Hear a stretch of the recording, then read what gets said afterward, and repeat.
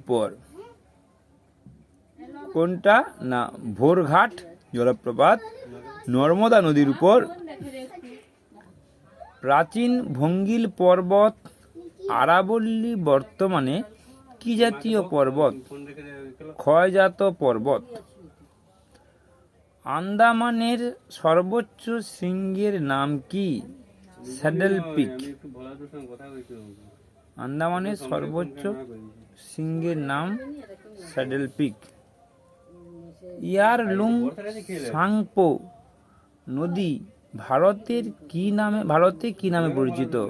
ব্রহ্মপুত্র নামে পরিচিত। ইয়ারলুং সাংপো নদী ভারতে ব্রহ্মপুত্র নামে পরিচিত।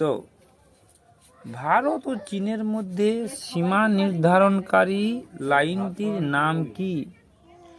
McMahon line. McMahon line. ভারতের রেল ফ্যাক্টরি কোথায় অবস্থিত?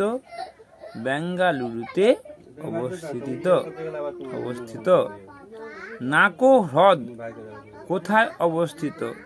নাকো হ্রদ হিমাচল প্রদেশে অবস্থিত।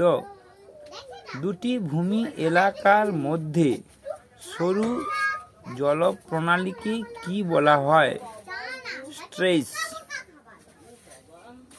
ভারতের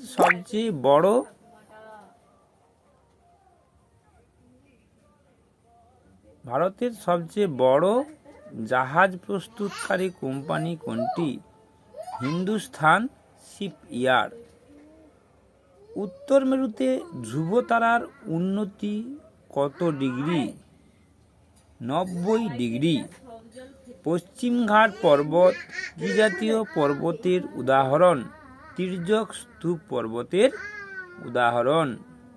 পং বাঁধ কোন নদীতে দেখা যায়?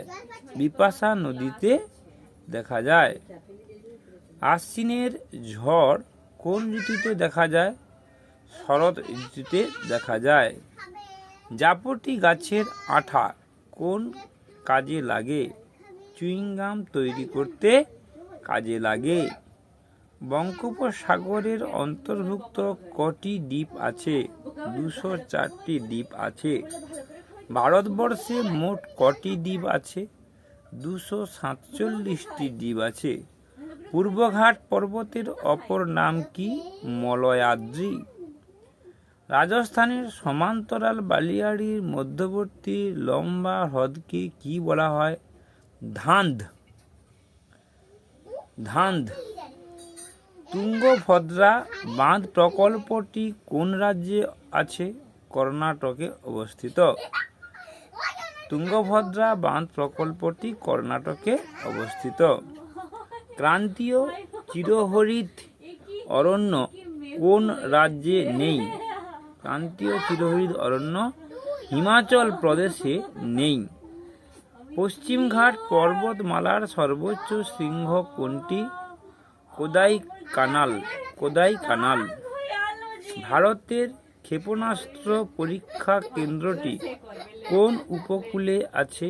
পূর্ব উপকূলে আছে। সুবর্ণশিরি ও ধানসিরি কোন নদীর উপনদী? ব্রহ্মপুত্র নদীর উপনদী। গঙ্গার ডান তীরের উপনদী কোনটি? সোন। গঙ্গার ডান তীরের উপনদী সোন। প্যাংগং হ্রদ কোথায় আছে? প্যাংগং হ্রদ লাদাখে অবস্থিত। জাতীয় বননীতি কত খ্রিস্টাব্দে গৃহীত হয়? জাতীয় বননীতি গৃহীত হয় 1952 খ্রিস্টাব্দে। পর্সল মৃত্তিকা কোন অঞ্চলে দেখা যায়? পশ্চিম হিমালয়ে দেখা যায়। আজকের মতো বেশ কিছু প্রশ্ন এবং তার উত্তর আলোচনা করলাম। ভিডিওটি কেমন লাগছে কমেন্টে অবশ্যই লিখবেন।